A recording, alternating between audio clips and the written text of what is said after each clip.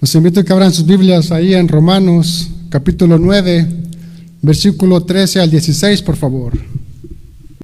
Y el tema se llama la elección de Dios sobre su pueblo. La elección de Dios sobre su pueblo, dice la palabra de Dios. Como está escrito, a Jacob amé, mas a Esaú aborrecí. ¿Qué pues diremos? ¿Que hay injusticia en Dios? En ninguna manera. Pues a Moisés dice, tendré misericordia del que yo tenga misericordia, y me compadeceré del que yo me compadezca.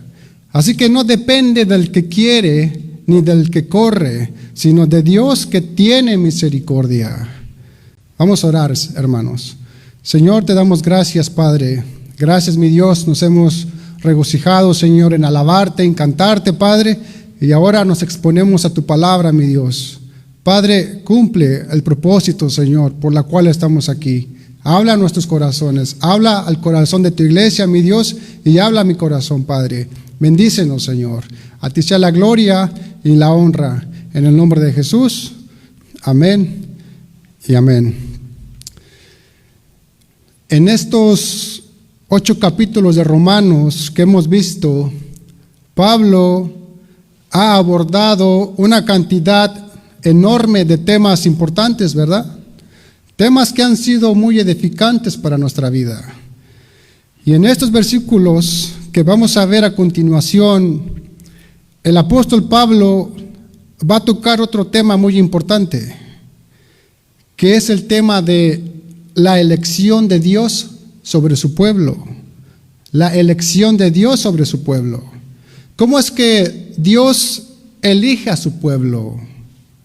¿Cómo es que Dios elige a unos de entre los otros? Ponga su mirada ahí en Romanos capítulo 9, versículo 13, por favor. Dice, como está escrito, a Jacob amé, mas a Esaú aborrecí. Vemos aquí cómo Dios hace una elección de Jacob sobre Esaú. Ahora, ¿por qué Dios elige a unos y no a otros? En el contexto de este versículo, Pablo explica que Dios escogió a un hijo sobre el otro, o sea, a Jacob sobre Esaú. Y dice la Biblia que los escogió cuando todavía estaban en el vientre de la madre. Dice Romanos capítulo 9, versículo del 11 al 13. Pues no habían aún nacido, ni habían hecho aún ni bien ni mal, para que el propósito de Dios conforme a la elección permaneciese, no por las obras, sino por el que llama. Se le dijo, el mayor servirá al menor. Como está escrito, a Jacob amé, mas a Esaú aborrecí. Dice la Biblia que Jacob y Esaú tenían la misma madre, a Rebeca, y el mismo padre, a Isaac. Los dos eran hermanos gemelos. Y el relato que nos da la Biblia es que Esaú era el primogénito, porque nació primero. Salió del vientre antes que Jacob. Y según la regla de la herencia, Esaú tenía el derecho de convertirse en la cabeza de la familia y heredar la bendición patriarcal, ¿verdad? Pero vimos todo lo contrario. Es todo lo contrario. Dios eligió al segundo hijo, a Jacob, en vez de Esaú. Ahora, vemos que Dios eligió ir en contra del procedimiento normal y decidió ungir a Jacob como el elegido en vez de Esaú. Acompáñenme a Génesis capítulo 25, versículo 23, por favor. Dice, y le respondió Jehová, 2 naciones hay en tu seno, y 2 pueblos serán divididos desde tus entrañas. El un pueblo será más fuerte que el otro pueblo, y el mayor servirá al menor. La pregunta es, ¿por qué Dios decidió ir en contra de lo normal? ¿Por qué Dios decidió ir en contra de lo natural? ¿Por qué Dios eligió al menor y no al mayor? Bueno, la razón por la cual Dios elige a cualquier persona es sencilla. Aparte de que Dios mira el corazón de los hombres, Dios elige a quien Él quiere porque Él es soberano. Él es soberano. ¿Quién le va a decir a Dios qué hacer? ¿O quién le va a decir a Dios que eso es injusto? ¿O acaso es Dios injusto de hacer lo que Él quiere? Dice Pablo en Romanos 9:14, dice, ¿qué pues diremos? ¿Que hay injusticia en Dios? En ninguna manera. En ninguna manera. Fíjese que la elección de Dios por Jacob no tuvo nada que ver con el niño que tenía mayor potencial o que había hecho mejores cosas. Claro que no. Dice la Biblia que Dios los escogió antes de que los mellizos nacieran. Dios los escogió cuando estaban en el vientre, aún del vientre. O antes que hicieran lo bueno o lo malo. O sea, aquí vemos que los planes de Dios comienzan antes de nacer. Antes de nacer. Dice Jeremías 1:5, antes que te formase en el vientre te conocí, y antes que naciese te santifiqué, te di por profeta a las naciones. Y en Efesios 1:4, según nos escogió en Él antes de la fundación del mundo, para que fuésemos santos y sin mancha delante de Él. Hermanos, nosotros no estamos aquí por casualidad, No estamos aquí por casualidad, ni por capricho, y mucho menos por algo bueno que Dios haya visto en nosotros. Claro que no. Sino que Dios nos bendijo con toda bendición espiritual porque así lo había determinado en hacerlo desde antes de la fundación del mundo. Entonces, el estar aquí nosotros y al ser salvos no fue un plan de Dios de último minuto, o algo que a Dios se le ocurrió de repente. Claro que no. Sino que todo esto fue planeado por Dios conforme a la inescrutable voluntad de Dios en la eternidad. Y no es que nosotros hayamos contribuido en algo, para nuestra salvación, o que nosotros hayamos aceptado y escogido a Dios. ¿O acaso nosotros elegimos a Dios? Claro que no.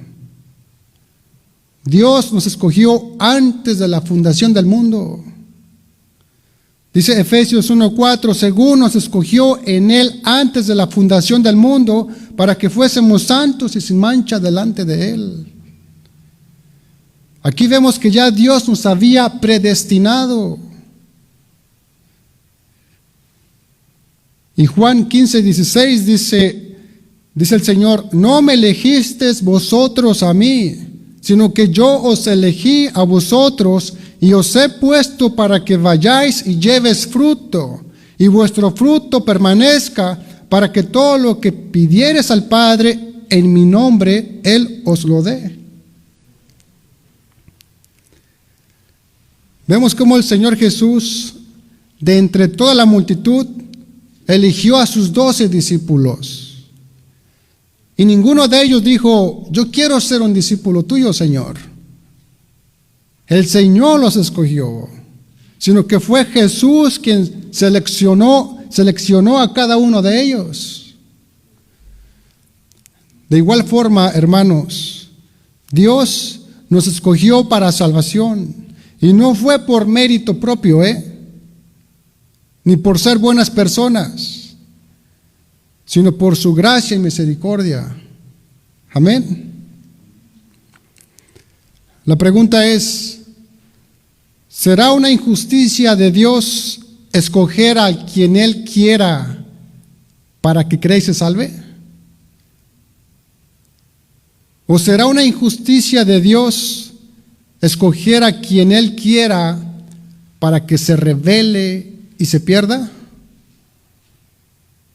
¿Acaso está siendo Dios injusto? Pablo responde en Romanos 9:14, dice, ¿qué pues diremos? ¿Que hay injusticia en Dios? En ninguna manera. En ninguna manera. En otras palabras, dice Pablo, de ningún modo. Y es que no hay injusticia alguna en Dios cuando incondicionalmente Él elige a quien Él quiere. No hay ninguna injusticia. Que si Dios decide salvar a un solo hombre, los demás no tienen derecho a demandar que se les dé lo mismo. En primera, porque no estamos en posición de exigir absolutamente nada a Dios. Y en segunda, es que Dios no nos debe nada a nosotros.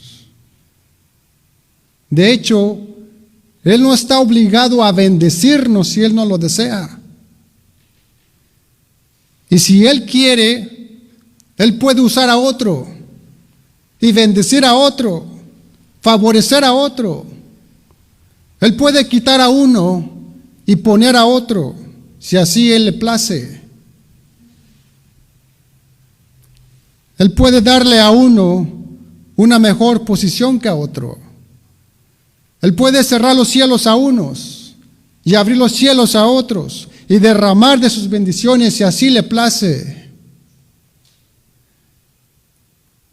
Él no tiene por qué darnos cuentas a nosotros.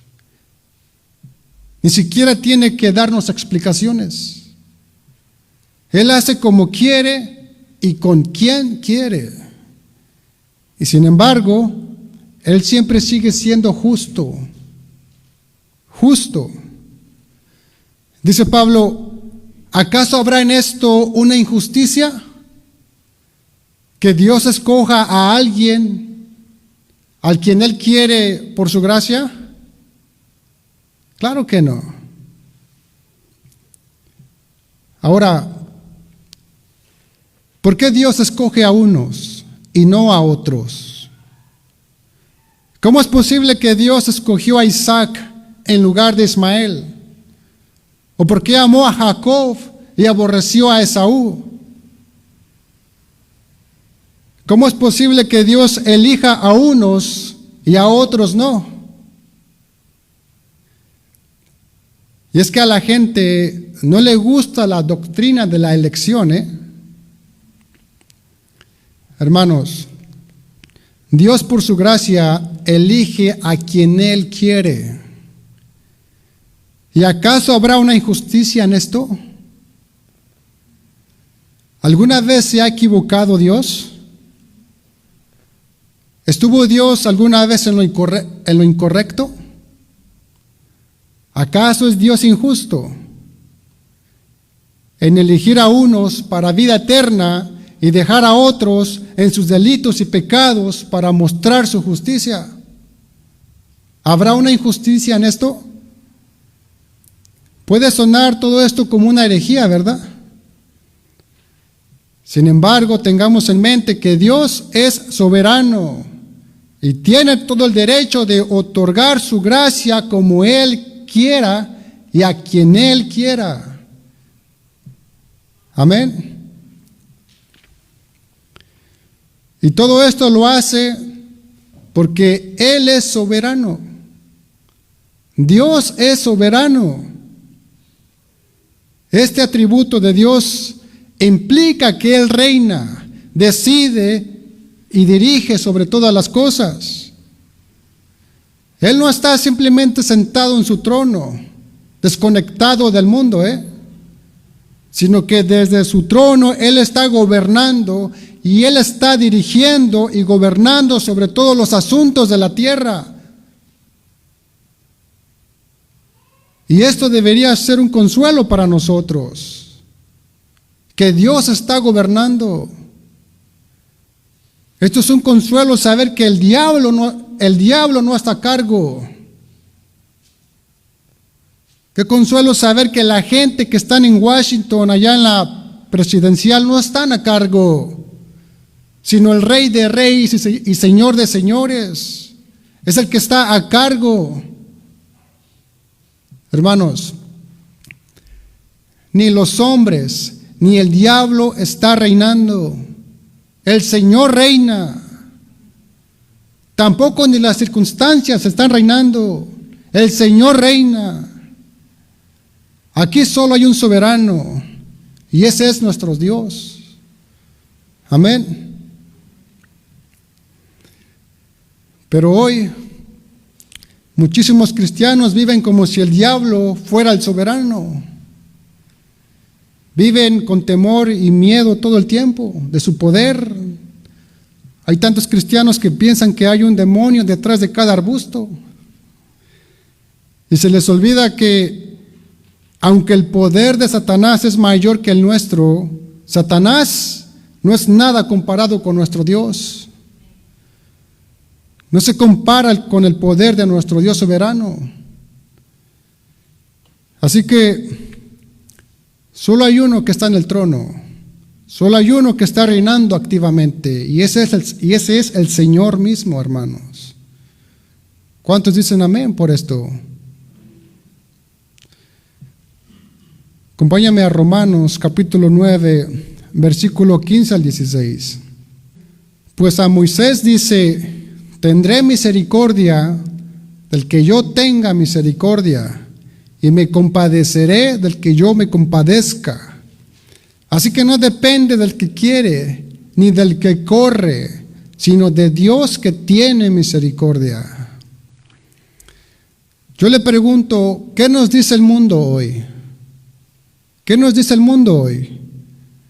Nos dice que soñemos y que luchemos por nuestros sueños, ¿verdad? Y algún día los alcanzaremos.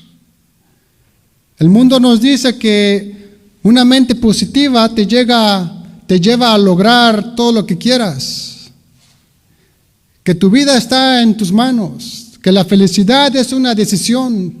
Eso es lo que dice el mundo. Pero ¿qué nos dice Dios en su palabra? Romanos 9:16 dice: así que no depende del que quiere ni del que corre, sino de Dios que tiene misericordia.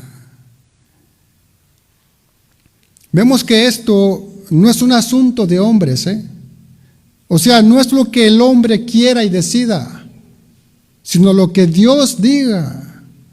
Lo que Dios diga. Todo depende de Dios, de su amor y de su misericordia. Por eso nuestra vida debe estar centrada en nuestra dependencia total de Dios. Porque Dios puede derramar de su gracia a algunos, pero a otros los puede dejar en su pecado, Los puede dejar en su pecado. ¿Y acaso sería Dios injusto que salve a unos y a otros los deje en su pecado? ¿Es injusto Dios al elegir a unos y no a otros para salvación? Se sabe que aquellos que no son salvos no serán víctimas de ninguna injusticia o crueldad, Ellos simplemente están recibiendo lo que justamente se merecen. Justicia por todos sus pecados que no se han arrepentido, que no son perdonados todavía. Sin en cambio nosotros, los que hemos sido recipientes de su gracia, hemos recibido algo que no merecemos: la misericordia de Dios. Eso es lo que hemos recibido todos los cristianos. ¿Cuántas cosas malas no hemos hecho en la vida? Y sin embargo, Dios continúa bañándonos con su amor, misericordia y gracia. Ahora, ¿qué hicimos para merecer la misericordia de Dios? Nada, hermano. No hicimos nada. Dios nos amó no porque seamos buenos, sino más bien porque Dios es bueno, nos amó. Fíjese que todos nosotros tenemos algo en común, que todos somos inmerecedores de la misericordia de Dios. No la merecemos. Todos hemos pecado de gran manera, de una manera o varias formas. Todos hemos deshonrado alguna vez a nuestros padres. Todos nos hemos olvidado del carácter santo de Dios. Son varias cosas las que tenemos en común. Todos somos inmerecedores de la misericordia de Dios. No merecemos la misericordia de Dios. Pero Dios nos ha dado todo. Todo lo que recibimos es por su pura gracia y misericordia. Amén. Dice Romanos 9:16. Así que no depende del que quiere, ni del que corre, sino de Dios que tiene misericordia. Hermanos, la gracia de Dios no se otorga por esfuerzo humano, y no se consigue con dinero ni con nada que el ser humano pueda hacer. Simplemente se recibe por la fe en Cristo. Este es un don de Dios que da a quien Él le place dar.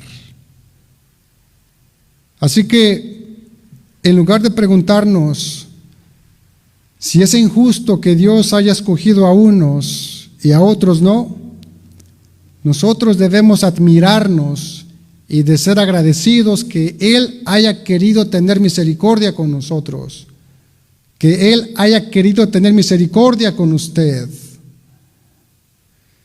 Dice la palabra de Dios que unos son llevados a la fe, pero otros son endurecidos. Dice Romanos 9:17 al 18, si usted muy amable me puede acompañar ahí.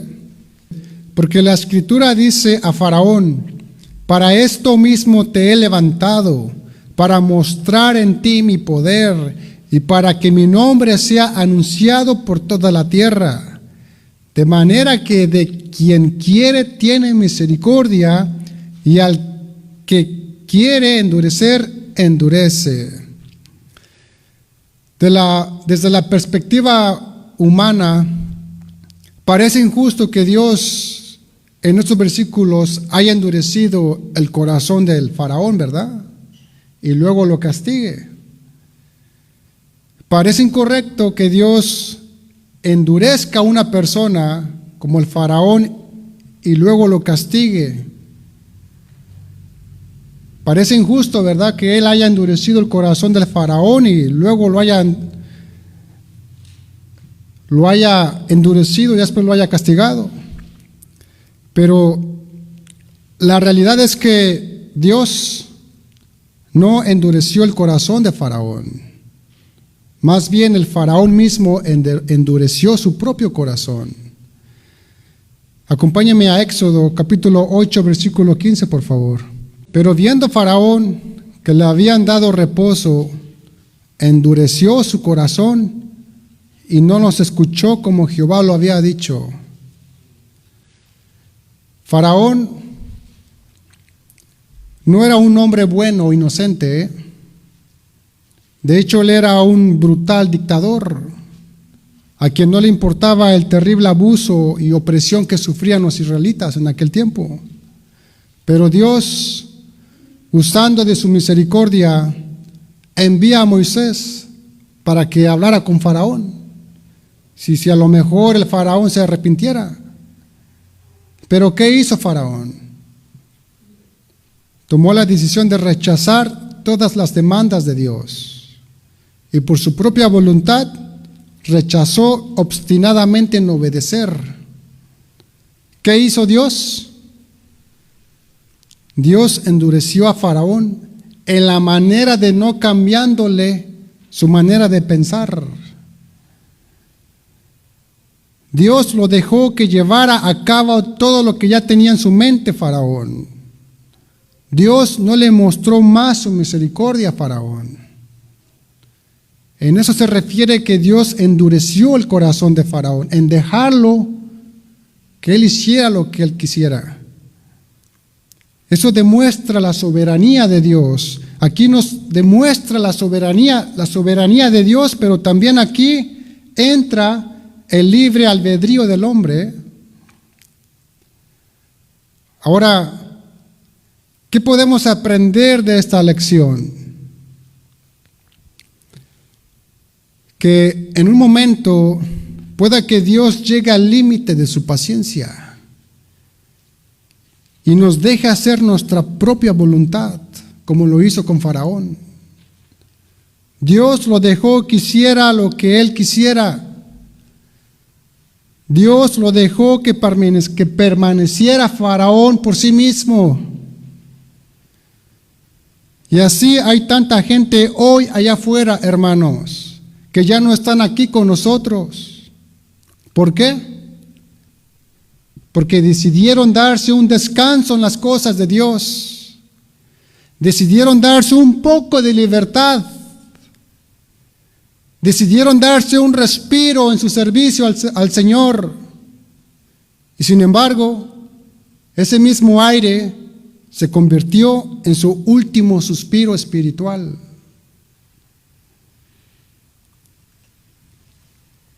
Compasión y endurecimiento. Compasión y endurecimiento siempre están presentes en la voluntad de Dios. ¿Cuál escoges? Muchos queremos compasión, ¿verdad? Pero ignoramos que aunque somos cristianos, también nuestro corazón se puede endurecer. Se puede endurecer cuando escuchas enseñanzas tras enseñanzas y no obedeces. Se puede endurecer cuando estamos en la alabanza y no nos nace alabarle. Se puede endurecer cuando servimos de mala gana. Se sabe que los corazones más endurecidos del mundo no están entre los impíos, sino entre el pueblo de Dios. Los que tienen los corazones más endurecidos son los que están dentro de la iglesia, no allá afuera. Dice Proverbios 29:1, dice, el hombre que reprendido endurece la cerviz, de repente será quebrantado y no habrá para él medicina. Ahora, ¿quiénes son las personas que más a menudo escuchan estos avisos? ¿Quiénes son las personas que más a menudo escuchan estas advertencias de parte de Dios por medio de las prédicas? Los cristianos. Son los cristianos. Aquellos que se sientan en la casa de Dios cada semana para escuchar los sermones. Deuteronomio 30:19 dice, a los cielos y a la tierra llamo por testigos hoy contra vosotros, que os he puesto delante la vida y la muerte, la bendición y la maldición. Escoge pues la vida para que vivas tú y tu descendencia. Amén. Puede ponerse de pie, por favor, hermano. Acompáñame a Romanos capítulo 9, versículos 18 al 21, por favor.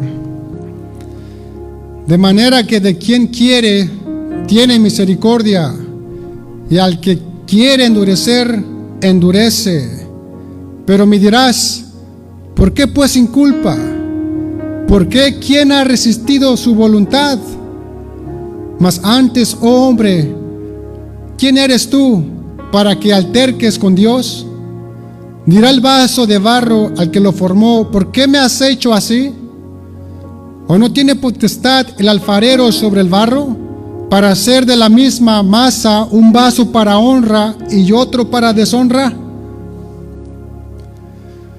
Aquí Pablo ha demostrado que si un hombre alcanza la salvación en Cristo Jesús, no depende de él, sino de Dios, que elige mostrar su misericordia con este individuo.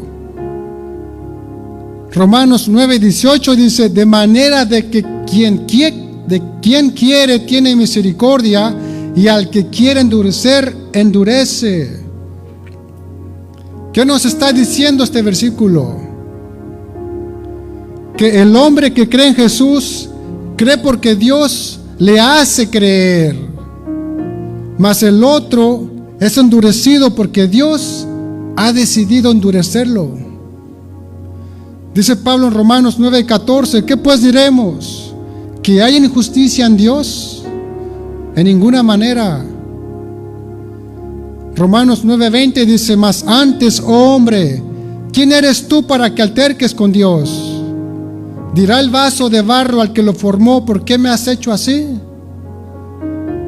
Dice Pablo que el alfarero tiene todo el derecho de hacer de la misma masa un vaso para uso honorable y el otro para el uso deshonroso. Hermanos, Dios no trata a cada individuo de la misma manera, Él ha criado águilas y ha criado gusanos. Él ha criado leones y ha criado lagartijas. Y algunos hombres los ha hecho reyes, y algunos nacen siendo mendigos. Algunos nacen con mentes impresionantes y otros en la idiotez. Pero, ¿por qué sucede esto? ¿Por qué Dios da más a un hombre que a otro? ¿Por qué Dios coloca a un hombre en una posición de honra y a otro hombre en otra posición de deshonra? ¿Por qué? La verdad, hermanos, es que no lo sabemos. Pero sí sabemos una cosa: que Dios es soberano. Él hace lo que Él quiere, cuando quiere, y como quiere, y con quien quiere. ¿Y acaso será Dios injusto por esto? Dice Pablo: en ninguna manera. Romanos 9:21 dice: ¿o no tiene potestad el alfarero sobre el barro para hacer de la misma masa un vaso para honra y otro para deshonra? Pablo afirma que Dios, como creador, tiene la autoridad soberana de hacer lo que Él quiera. Pues ¿quién es el barro para decirle al alfarero: no me hagas así?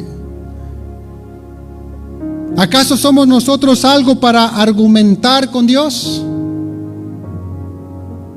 Hermanos, debemos reconocer que somos barro y que Dios es el alfarero, y Él tiene autoridad de hacer del mismo barro un vaso para honra y otro para deshonra. Él tiene derecho de hacer vasos de ira, así como vasos de misericordia. Así que no depende del que quiere ni del que corre, sino de Dios, que tiene misericordia. Amén.